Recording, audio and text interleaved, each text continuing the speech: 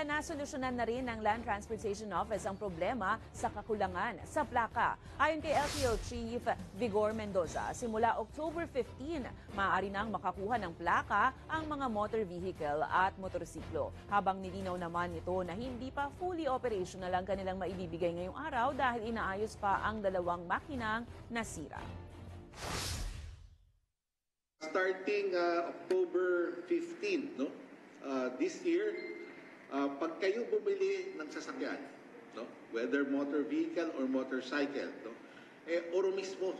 When I say oro mismo, pinag-uusapan lang namin sa mga dealers a specific timeline kung kailan darating yung iyong plaka, no? Hindi na kayo para maghintay ng matagal.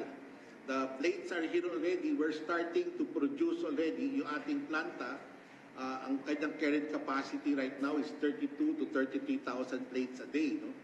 Ang full capacity niya nasa mga 42 to 45,000 a day.